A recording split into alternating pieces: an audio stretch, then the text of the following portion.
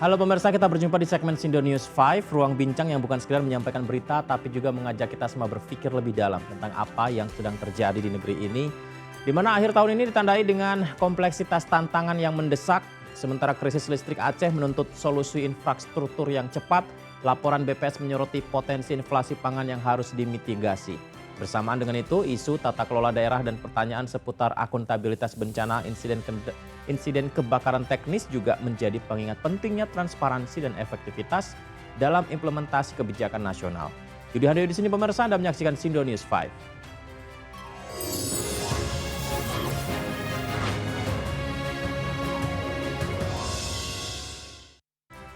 Kita awali dari KPK, pemirsa yang kembali memberikan tamparan keras bagi integritas birokrasi daerah. Bupati Lampung Tengah, Ardhito Wijaya ditangkap dalam sebuah operasi tangkap tangan awal pekan ini.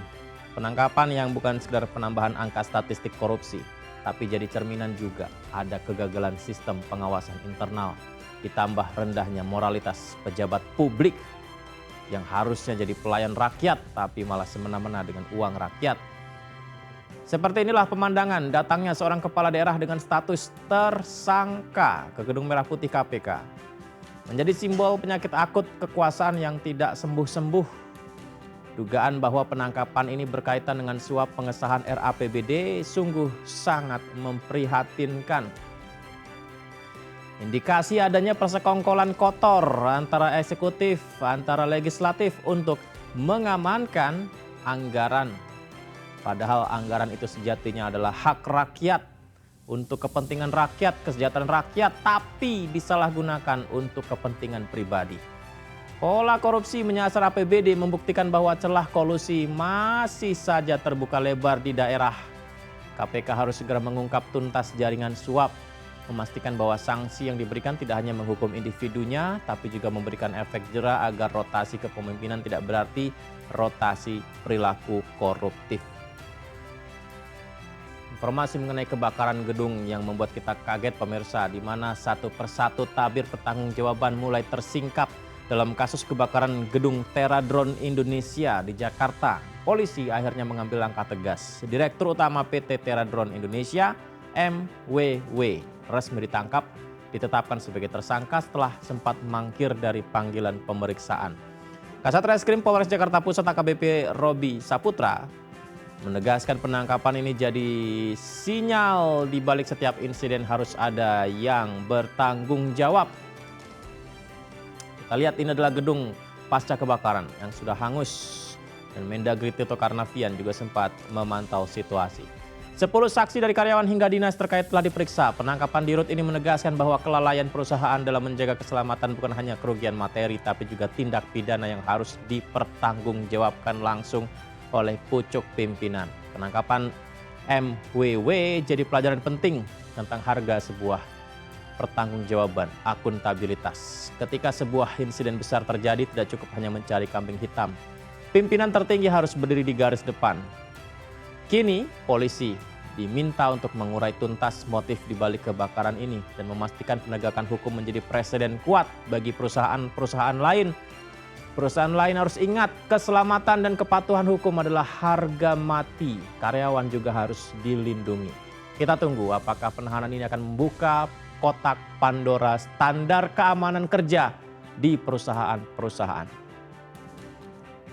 Di Jakarta, polisi sedang melakukan penyelidikan mengenai kebakaran di gedung Teradron.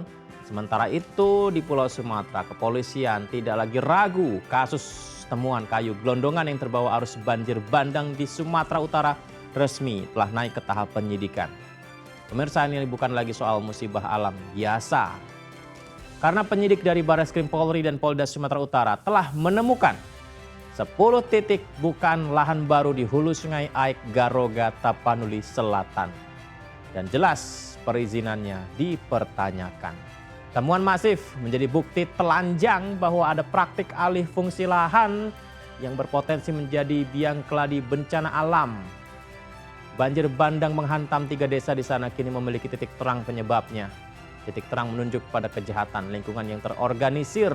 Fokus penyidikan kini diarahkan pada pelaku-pelaku pembukaan lahan ilegal, pelaku-pelaku yang mengantarkan kayu-kayu yang Anda lihat ini tersapu bersama dengan banjir Jika di negara lain banjir air yang mengalir, di Indonesia kayu-kayu gelondongan yang diduga pembalakan liar masif bermunculan dan memicu longsor, membawa material tanah, jelas merugikan warga bahkan menimbulkan korban jiwa.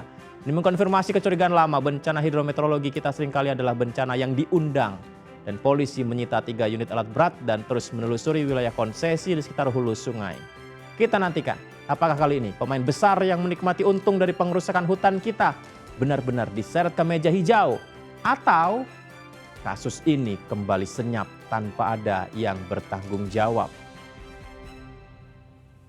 Atas temuan ataupun alat bukti yang sudah kami temukan oleh penyelidik, kami meningkatkan proses ini menjadi proses kepenyidikan. Jadi kami sudah menemukan 2 alat bukti adanya peristiwa pidana. Peristiwa pidana ini akan kami formalkan menjadi proses penyidikan untuk mencari siapa pelakunya dan siapa yang harus bertanggung jawab. Ya, siapa presiden? Listrik di Aceh akan menyala, mayoritas akan menyala. Sempat viral pernyataan Bahlil Lahadalia, di mana ini juga viral ternyata Aceh masih mati listrik. Pernyataan pahit yang dihadapi warga Aceh. Menteri Energi dan Sumber Daya Mineral Bahlil Lahadalia akhirnya minta maaf kepada publik karena target pemulihan listrik 93% pada akhir pekan lalu ternyata gagal tercapai. Permintaan maaf mengkonfirmasi ternyata ada kekurangan koordinasi, kekurangan perencanaan pasca bencana. Tidak hanya kurang-kurang saja, tapi membuat ribuan rumah tangga sektor usaha terus menderita dalam kegelapan. Janji tinggal janji, yang tersisa hanyalah pertanyaan. Sampai kapan penderitaan? Bahlil Lahadalia menegaskan banyaknya tantangan di lapangan, terutama kerusakan infrastruktur parah akibat bencana longsor dan banjir bandang membuat proses pemulihan listrik di wilayah terdampak perlu waktu yang lebih panjang.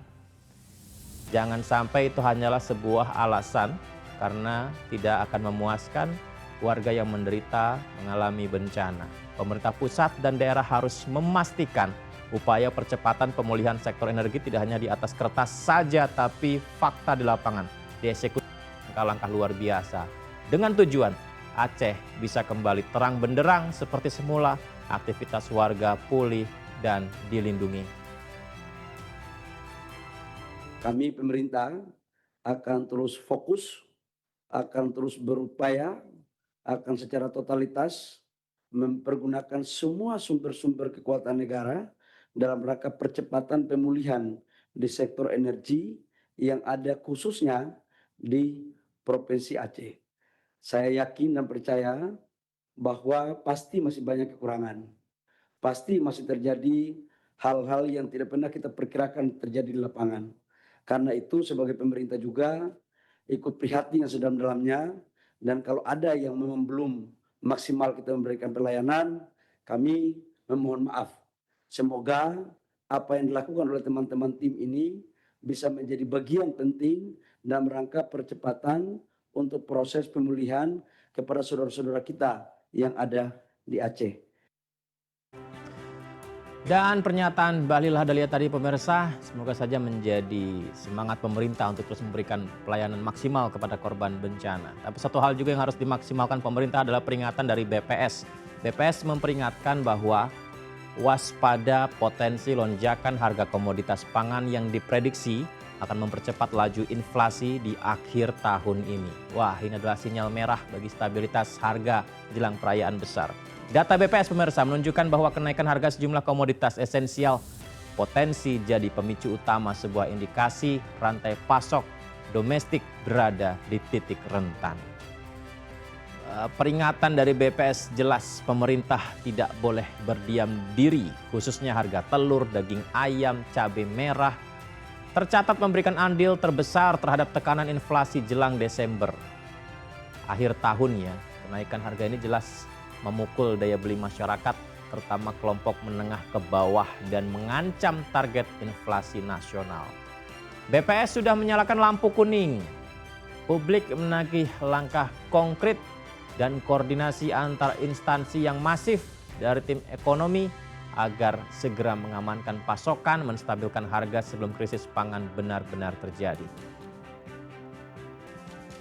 Seluruh dinamika Dari kebutuhan stabilitas energi dan pangan hingga penegakan hukum bagi pejabat daerah mengharuskan fokus pada perbaikan sistem. Langkah mendesak harus diambil memastikan ketersediaan pasokan, stabilitas harga, penguatan integritas tata kelola, dan juga melindungi masyarakat dengan sebaik-baiknya. Tantangan ini adalah momentum membuktikan kemampuan negara memberikan solusi yang cepat dan akuntabel bagi masyarakat. Pemerintah jangan anti kritik dengan disampaikan oleh publik. Yudi Handoyo pamit, terima kasih, sampai jumpa.